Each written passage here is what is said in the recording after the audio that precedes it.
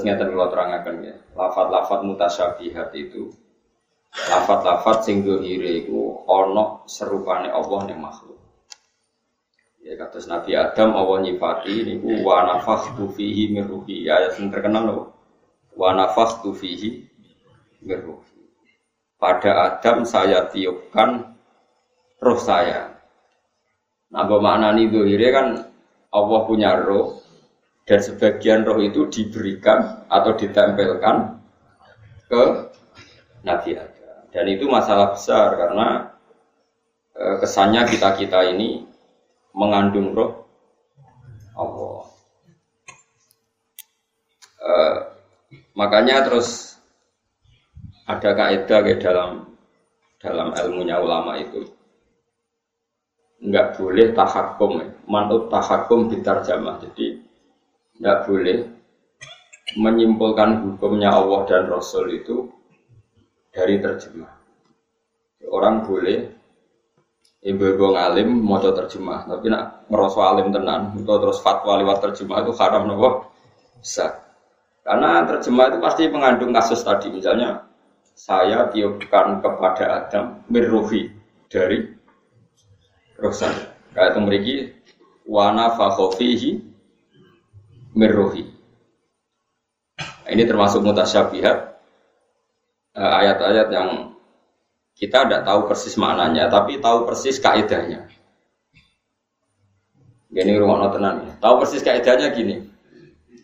Ada beberapa kaidah dalam bahasa Arab, namanya al-idhofa litasyrif. Idhofa itu mengisnadkan sesuatu pada Allah itu litasyrif, karena sesuatu ini sangat mulia, sangat terhormat. Misalnya orang nyebut masjid itu apa? Baitullah. Masjid elek kanjeng lah itu jenenge.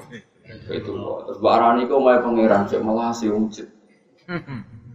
Nggih boten. Masjid itu bahasa Arab ya, Pak? Baitullah. Masuk sing penceng apa kudu sing mewah? Masuk sing penceng lagi. Baitullah. Ora iso apa artine wis pangeran cek melasi. Sing dibangun koruptor guys jenenge. Karena masjid itu tempat yang terhormat, sehingga kita perlu menyebut itu nama itu. Adam itu makhluk yang terhormat, sehingga disebut yang ditiupkan ke Adam adalah ruh. Makanya dulu di Irak itu ada seorang qadhi terkenal ahli Quran, tapi dia sering debat sama orang pendeta yang ahli Quran juga. Yang ahli Quran dari orang Nasrani itu mengatakan, wa fi kitabikum, di kitab kamu itu ada pembenaran bahwa Yesus Kristus itu adalah ruhullah.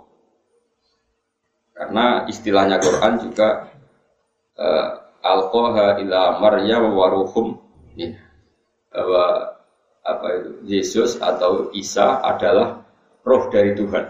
Berarti itu pembenaran dari Quran bahwa Yesus itu ruhullah. Terus kata si qadhi tadi, kalau ini rada cangkem elek, tapi pentingnya kemelek itu kadang penting. Katanya dia, ya baguslah kalau Yesus ruhullah sama dengan saya. Karena yang jadi ruhullah di Quran tidak hanya Yesus. Terus dia baca ayat wa nafakhtu fihi min ruhi.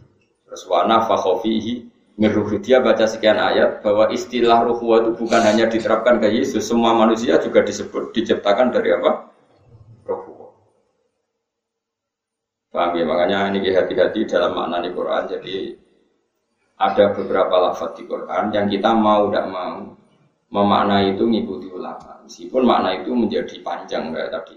Wa nafakha lan niyupna sapa Allah fihi dalam Adam mirruhi sanging roh sing diciptakno apa. Kalau mirruhi sanging roh sing keceluk iku ruhe pangeran, tapi keceluk maknanya dinisbatkan pada ruhe pangeran, tapi kamu jangan bayangkan ada rohnya Allah yang dibagi be pangeran dikano situ Nabi.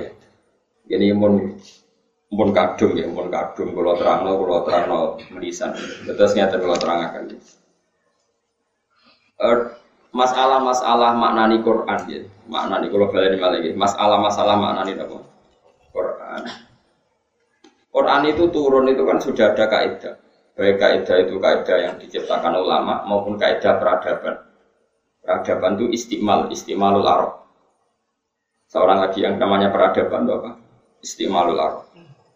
Orang Arab pasti tahu kalau arahnya seperti itu, namanya peradaban, istimalul Arab. Kemudian Quran turun dengan bahasa itu. Meskipun nggak paham, tapi istimalnya Arab itu paham. Misalnya gini, kalau beri contoh, saya ngajari anak saya dengan telaten A sampai Z. Saya punya anak, saya latih dagang, dan saya latih itu A sampai Z. A sampai Z itu kan tidak tentang ilmu dagang, tapi kinayatun anil ikhatoh, sesuatu yang 1 sampai selesai. Itu disebut A sampai apa? Z. Saya ulang lagi ya, bersamaan terlatih. Saya punya anak pedagang, karena saya pedagang punya anak saya latih dagang. Wah, tak latih kabeh sampai A sampai Z. Gue misalnya pacaran bodoni. Wah, aku bodoni sopo wis tak lakoni kabeh. A sampai Z. Misalnya wong wedok elek sampai gendut sampai pesek tahu tak bodoni kabeh. Orang mukhatab yang mendengar omongan kamu A sampai Z itu dia akan memahami bahwa yang kamu lakukan itu detail dan banyak sehingga diredaksikan A sampai apa? Z. Atau kamu ngomong gini, was warang aku tersinggung, diomongi ra enak, serak kesuwen ora babi bu tak jual tesok. Babi bu itu kan ya ora roh maksudnya piye. Tapi mukhatab paham. Terus setelah terjadi perselisihan yang begitu diredaksikan apa? Gak ngenteni apa? Babi bu wonge tak jotos. Nah, itu kalimat-kalimat yang kamu sendiri yang ngomong itu ya tidak paham. Sing diomongi ya ora paham, tapi tahu istimalnya. Tahu arahnya. Di sini ini ada ulama termasuk beberapa ulama kayak Ibnu Abbas, kayak beberapa ulama mengatakan alif lam mim dan hamim itu min jihadi hadi sun'ah, termasuk kriteria ini. Sehingga orang-orang Arab yang benci Quran sekalipun itu tidak pernah menyoal Muhammad. Ya Muhammad ini ada ayat yang nggak bisa dimaknani. Quran kamu bilang hamim alif, nggak ada yang protes gitu. Karena orang Arab tahu meskipun nggak roh maknanya ngerti penggunaannya kayak tadi apa babi bukan nggak ono maknanya. A sampai Z itu orang ono maknanya, tapi tahu istimalnya arahnya seperti ini. Paham ya? Paham tenan ora bocah. Makanya nah tapi ilmu seperti itu kan ruwet. Yang enggak ruwet adalah ilmu wallahu a'lam. Nah, terus setiap pengarang anggere alif lam mim ya wallahu a'lamu bi muradi bidzalik. Allah lebih tahu. Jare sing ngaji wis suwe Mbah Allah luwih. Akhirnya ada orang yang keblinger darani yang tahu maknanya Quran hanya Allah saja. Orang lain enggak tahu. Makanya harus jadi guyonan yang tahu maknanya Quran hanya Allah saja. Orang lain enggak tahu. Karena Allah yang ngendikan yang paling tahu maknanya juga Allah, kita tidak bisa tahu. Kalau kita tahu kayak Allah itu tidak mungkin, tapi yang diarahkan Allah pasti kita. Kalau kita tidak tahu berarti kita agak perlu sholat, tidak paham perintahnya wa aqimus. Cuma kalau kita tahu kayak Allah ya tidak mungkin. Nah, ini kan sama-sama keblinger. Sing sitok sok ngerti kaya pangeran. Lu ya keliru ora pangeran kok kaya pangeran. Sing sitok muni Quran itu gak bisa difahami hanya Allah tok yang paham. Ya gunanya apa diturunno nak kira-kira wong liya ndak. Geneman kok ngono, ya bodho bingung. Makanya saya ulang lagi. Ngomong sampai ngaji saya dan saya mau menjelaskan. Meskipun saya sendiri tidak paham, itu seperti itu tidak harus paham, tapi kita tahu arah istimalnya. Sehingga ulama kayak Ibnu Jarir atau Bari kayak banyaklah semua ulama mengatakan hamim alif lam mim itu kita tidak tahu, itu termasuk minal mutasyabih. Tapi kalau kamu tanya saya, kata Ibnu Jarir atau Bari, kenapa Allah pakai seperti itu? Kira-kira begini. Alam tu waladi abata, alam tu waladi babi buba. Artinya apa? Saya ngajari anak saya beberapa huruf atau bacaan yang dibutuhkan anak saya. Terus gue membahasakan anak saya tak ajari babi buba. Paham ya? Terus babi buba ada maknanya enggak? Enggak ada. Tapi kamu paham maknanya itu seperti itu. Paham ya? Ya suka yang ngono. Sehingga bahasa itu ya enggak ada yang protes ketika saya cerita. Saya ngajari anak saya babi buba. Ada enggak yang protes? Enggak ada kan? Karena semua orang tahu maknanya adalah diajari cara membaca. Kok kalimat itu maknanya apa? Maknanya biar maknanya istimalnya seperti ini, paham ya? Penggunaannya. Itu sirinya kenapa Allah pakai nama alif lam mim hamim. Pasti kira-kira begini, ini loh Quran dimulai dengan alif lam. Bahwa ini akan melibatkan huruf-huruf Arab, akan ada siri huruf-huruf Arab. Kemudian siri ini ditebak-tebak. Lah sing rodok dukun terus dadi jimat. Haikal, ben sangar dibungkus mori napa? Putih. Engko sing kedol wonge rambutnya gondrong. Lah itu terus laris. Lah iku macam-macam wis wong kena siri iku terus kena justifikasi napa? Nah, misalnya jimat terus sing ngedol wong dasinan ruwes kan gak meyakinkan. Nah sing kon ngedol rambutnya gondrong terus dibungkus apa? Mori terus kayak minyaknya sing rada mampu melati terus kan wong kan. Itu akal-akalan kan yo ora ono Quran go ngono iku yo ora. Ana wong ngelu ngombe terus mari pancen wae mari ora perkara ngombe pancen ngelune wis suwe wae napa. Quran turun ora nggo jimat. Ya tapi nek ana sing nganggo jimat ya monggo mawon pangeran sugih ora masalah karo pangeran. Nah, ono dadi rezekine ora masalah. Tapi kita ini enggak. Ya saya ulang lagi. Sehingga bahasa-bahasa yang oleh orang nahwu dikatakan lil milki. Orang nahwu mengatakan idhofah itu potensinya bermakna tiga. Ada idhofah bermakna min, fi dan lam. Yang paling banyak kan lam ya. Misalnya babu sajin, pintu kayu, berarti pintu dari kayu. Khotamu hadidin, apa? Ali-ali dari apa? Besi. Terus ada bimakna fi kayak dzulmul laili, berarti malam gelap di malam hari. Dzulmul laili dzulamun fil. Dan yang ketiga ini yang paling sering terjadi, bahkan ada ulama ngaku mengatakan sebenarnya semua idhofah itu bimakna lam, lil milki. Kalau kamu katakan thawbu Zaidin berarti bajunya Zaid. Baitu Zaidin rumahnya Zaid. Milik. Nah sekarang pertanyaannya adalah kalau dikatakan milik itu ya milik berarti baitullah rumah milik Allah. Ruhullah berarti roh milik Allah.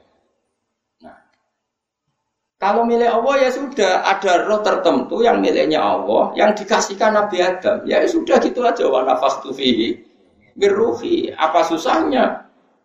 Terus ada orang berlebihan mengatakan Allah itu punya roh dan rohnya Allah ini diberikan ke Adam.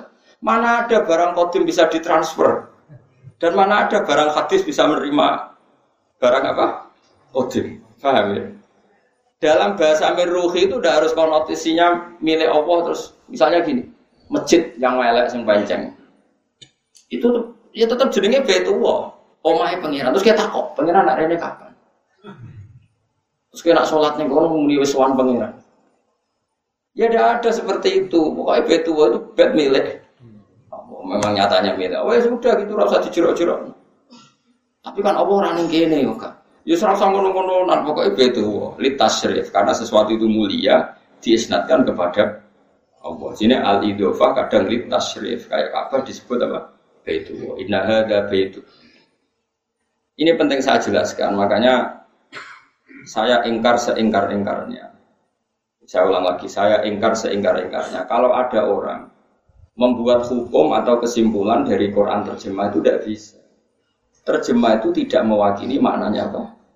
Quran. Karena terjemah ini kan ya terjemah.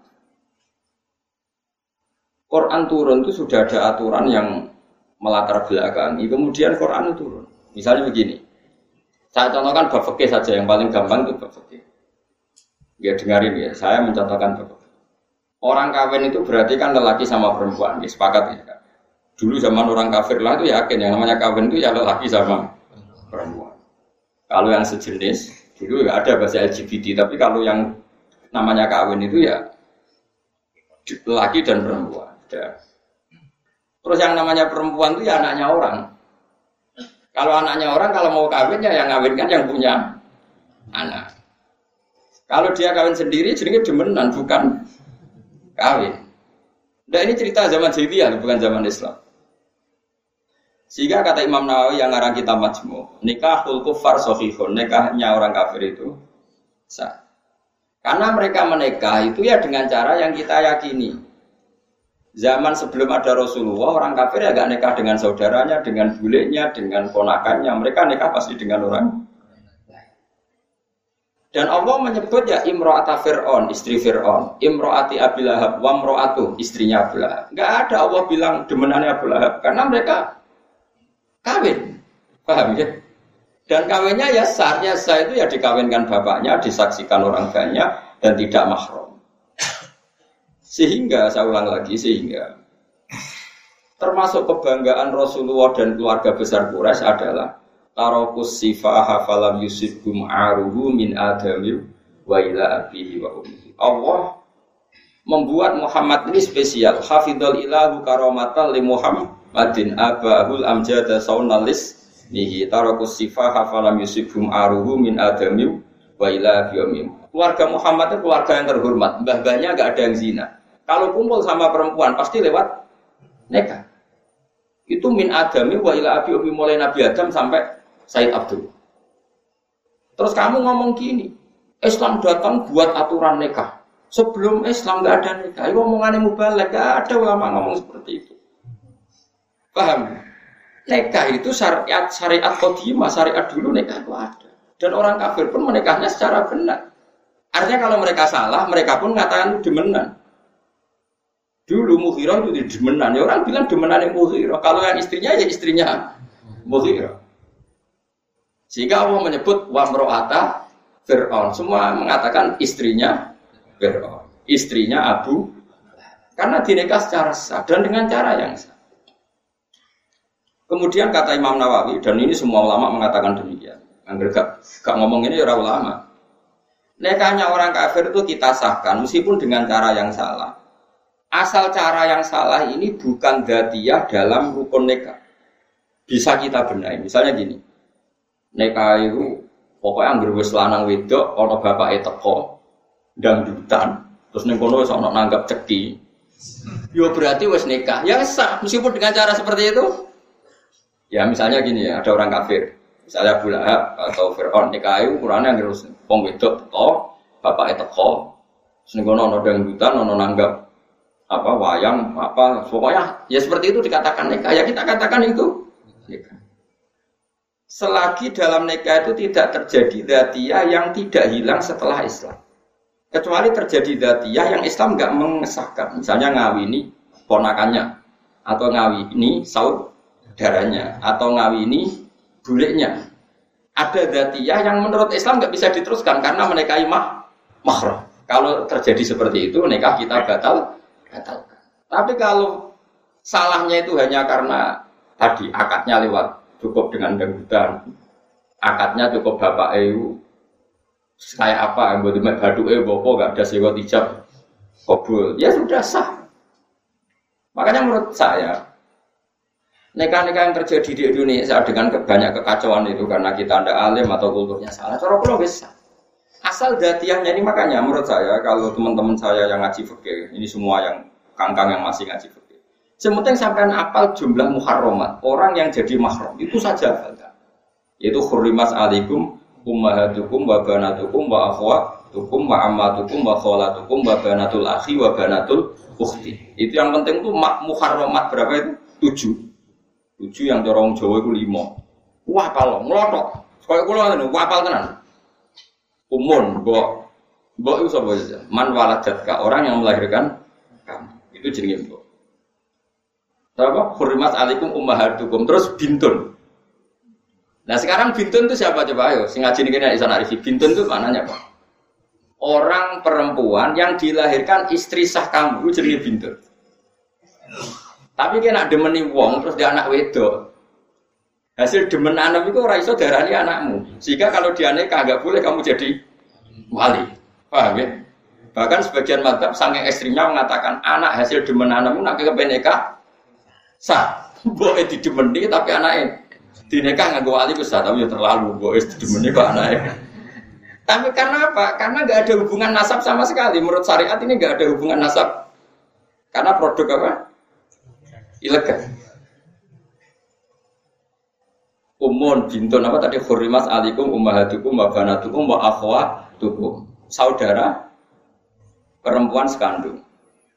Terus wa ammatukum saudaranya bapak, wa khalatukum saudaranya ibu, berarti bule dari ibu. Terus wa banatul akhi anak perempuan dari saudara lelaki. Terus wabanatul akhi wabanatul ukhti.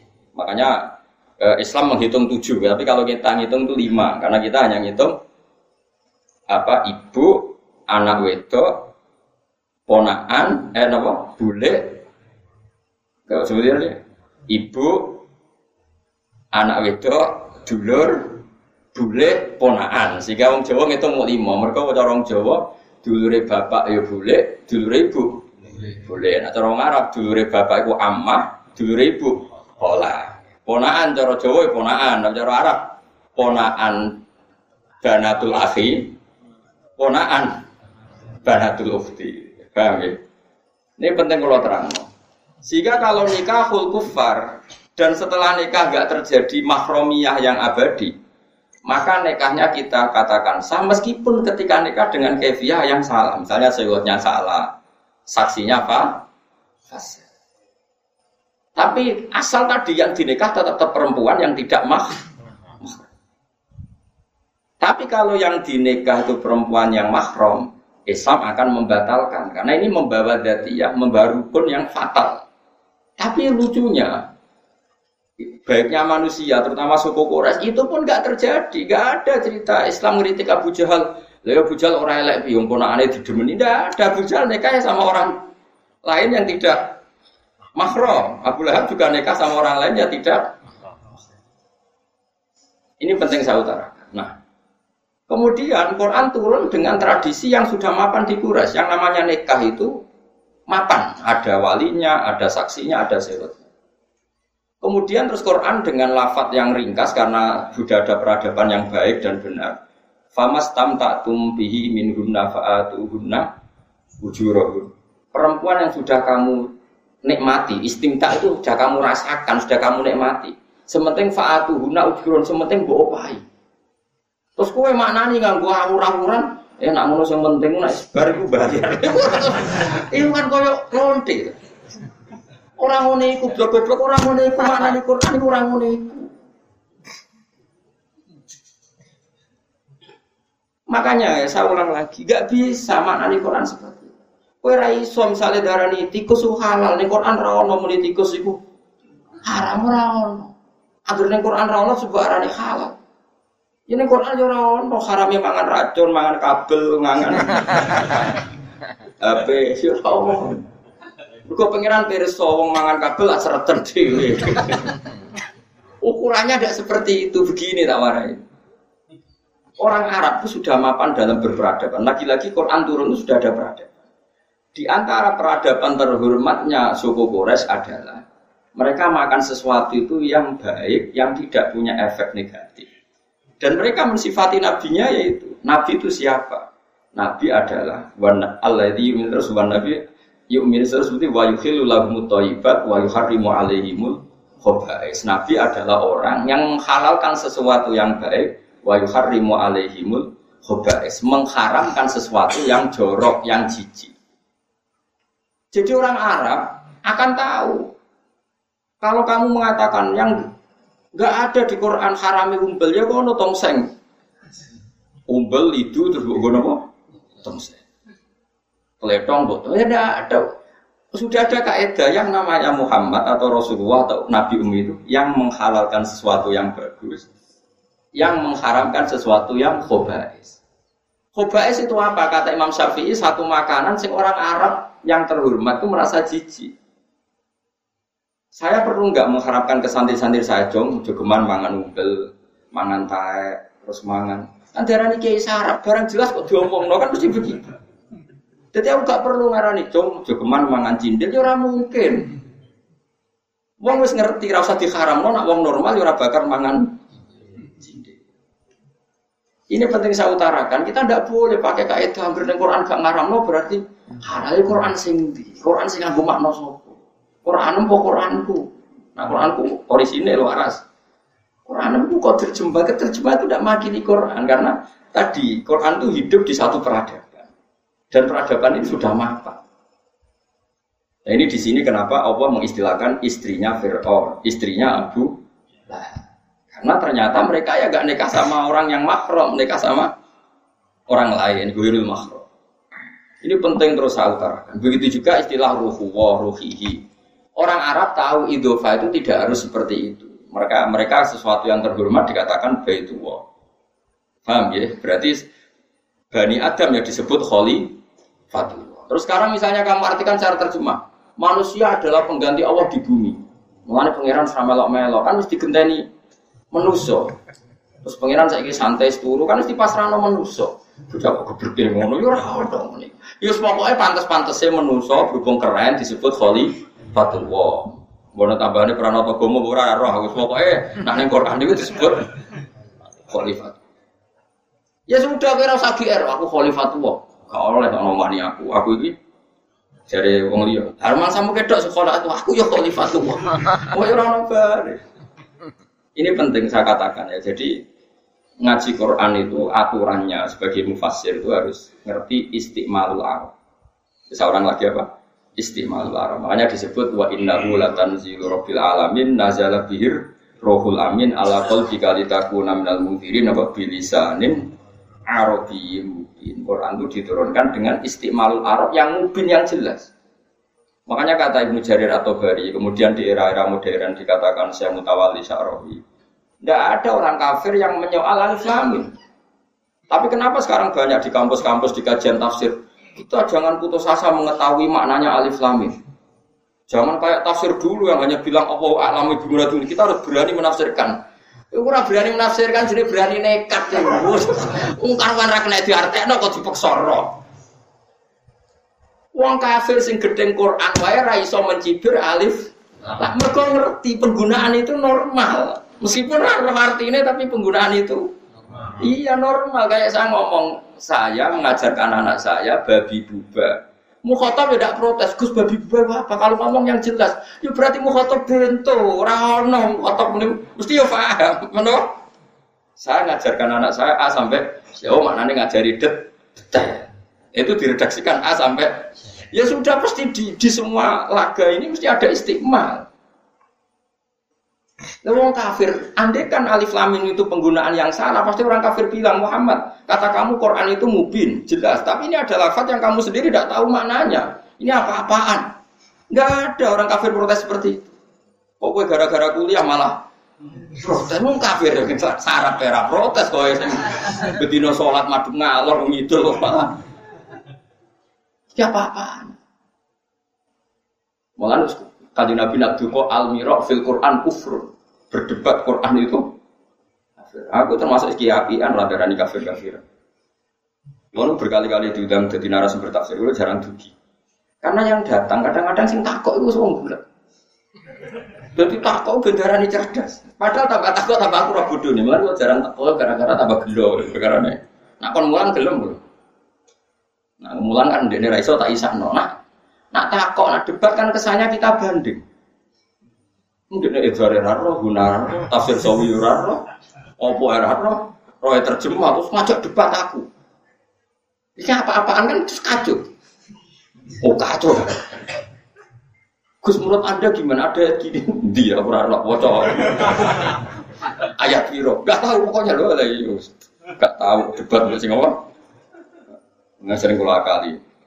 Tapi kalau ada satu area yang di situ banyak orang alim, terus tak tanya yang alim berapa aja sih, 40%, yang hafal Quran berapa 40%, sing lainnya kira-kira 40%. Saya datang, karena nak ngundang aku seminar gampang, pastikan kowe alim, aku teko.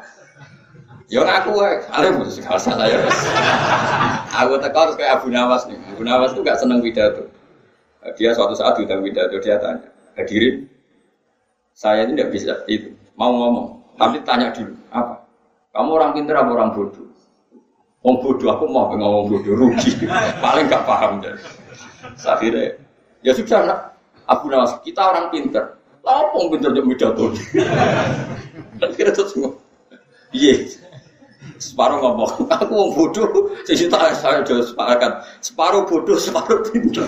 Ya sama, saya pintar aku udah ngomongin, saya bodoh rugi ngomongin berapa. Assalamualaikum warahmatullahi wabarakatuh. Itu meskipun guyon itu jadi ilmu. Sebetulnya potensi kita ngomongin orang ya dua itu. Nak pintar gunanya gua omong no rugi, nak bodoh gua omong no ya orang paham.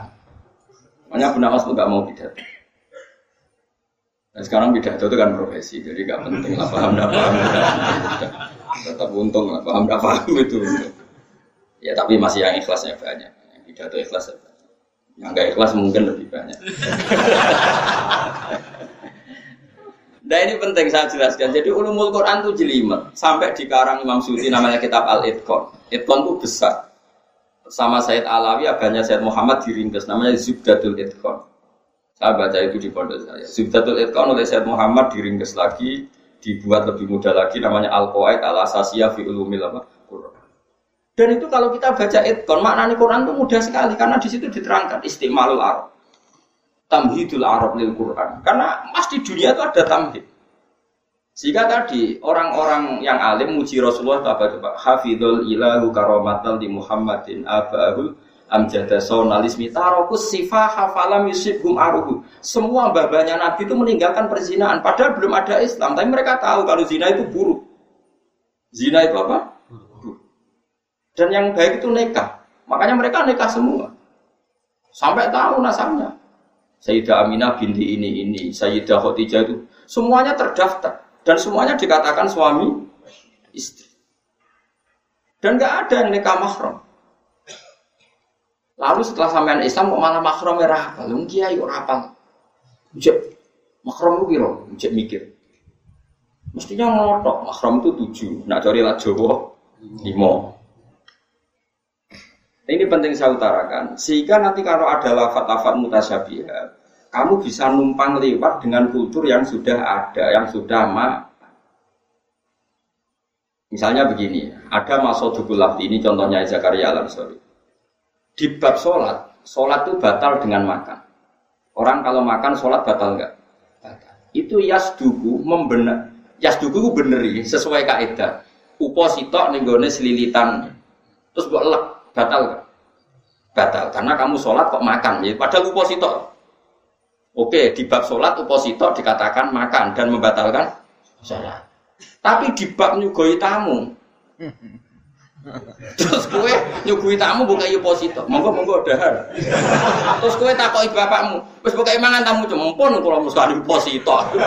Agar dilek ya jenenge mangan. Lho, ning bab poso mbek bab salat ngelek upo sitok sedarane mangan, pasane batal. Tapi nek bab hormat tamu, urung iso dikeki, urung iso diarani ngekeki mangan. Lah tapi nek ning bab poso, sing diarani mangan ku sak piring, nek setengah piring lu batal lo. Poso kok innalillahi wa inna ilaihi raji'un bocah kok gobloke ngono. Sama-sama istilahnya makan. Saya ulang lagi, sama-sama istilahnya makan. Ning bab poso ambek salat iku uposito diarani wis mangan. Mulane diarani batal. Ning bab nyugoi tamu urung iso diarani mangan. Lah nak bab mangan ning gone poso kaya bab ning hormat tamu ya enak. Besok sarapan setengah piring. Wah awan setengah kan boten sak piring urung iso diarani. Ora iso ora ngene iku. Wong waras ngerti istimalnya, kegunaannya kayak podo-podo istilahnya mangan. Karena kita hidup ini sudah ada peradaban. Misalnya kita hidup ini sudah ada peradaban. Wong ngerti-ngerti nak dikai tangan kanan itu terhormat, nah dikai tangan kiri itu enggak terhormat. Itu sudah ada peradaban. Kemudian Islam mengatakan, jom kesunatan angin kei wong tangan kanan, tangan kiri monggo. Karena peradaban sudah merasa perlakuannya seperti itu. Tahu-tahu ada barat, ada kita-kita yang materialistik. Aduk tangan kiwa 1 juta, timbangan tangan tengah 2.000. Ini kan sudah peradaban yang kita pak. Ya contohnya aja ngono. Lah ya lek iso partine ngekek tangan tengah nak 2.000, aduk tangan kiwa lah nak 1 juta ya ora ngono ukurane. Aduk 1 juta nganggo tangan tengah. Timbang 2.000 nganggo tangan kiwa. Berarti peradaban itu di mana-mana enggak yang sat yang recel yang koyo gaweanmu niku ora. Nah kira-kira seperti itu makna nih Quran. Makanya ada istimalul aruf. Saya ulang lagi ada istimalul. Jika masyhur itu dalam kaidah